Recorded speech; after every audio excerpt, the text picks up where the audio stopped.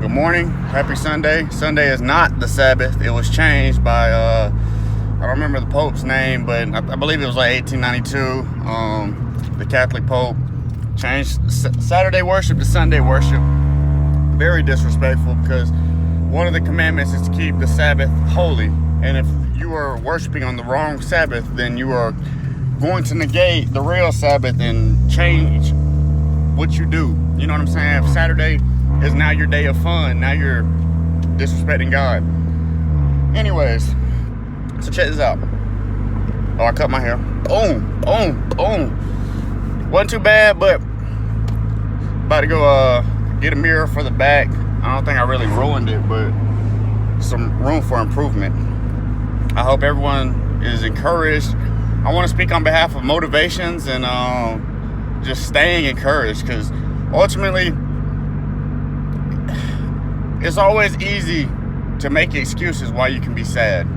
That's why the majority of the world is miserable, because it's so much easier to be sad than to promote happiness. But happiness is not really just something that you're going to feel for yourself all the time, and it's not realistic to say that every day you can wake up and you just make yourself happy. So you have to surround yourself with things that are happy inducing. When I wake up, I try to listen to a sermon. It might not make me happy, because the things they might say might pertain to something that I've done in my life, or it might hurt me because I know that my family members or friends may be going to hell, doomed, stuff like that. But I find joy in knowing that if they're still alive, there's still hope and there's still time. And I listen to only spiritual music, only Christian music now. I do not listen to, I used to be a heavy Weeknd fan. If anybody, all of my friends know that I was the biggest Weeknd fan, because his vocals were like number one to me. I don't even listen to this man anymore. I haven't listened to him in maybe 2 to 3 months, because ultimately the messages that he presents aren't biblical. The life that he's portraying isn't for a Christian, and I can't support that. So that's one thing I'll say. The music that you listen to is definitely going to influence the life that you're wanting to live and the life that you're thinking is okay to live. You're going to start excusing a lot more actions. In order to be motivated every day, if you have a goal for something, every day you should just remind yourself. Every day, when I was going through this battle with myself, where I wasn't appreciating a lot about myself, I would go in the bathroom and look at myself in the mirror and tell myself that I love you and I got your back, because ultimately you're the only person I have, and at the end of the day, it's not anybody else that's going to change that. And like, with the exception of God, God is going to be there for you, but not everybody believes in God. So once you negate God and you take away God, your standard of love already doesn't exist, because love can't exist without God. Agape love is the standard for love. The fact that God created humans, let humans do what they wanted to do, gives them permission to do what they want to do, destroyed humans before, and then allowed the human race to continue, is love. The fact that once this continuation existed, gave more rules to how you should live life, gave you a standard for life, and it was impossible for people to live within this standard. So he sent a being, an entity, a human being down here who could actually fulfill all of the laws, and did. And he allowed him to die, which would have been physically impossible, because if you do not sin, you cannot die.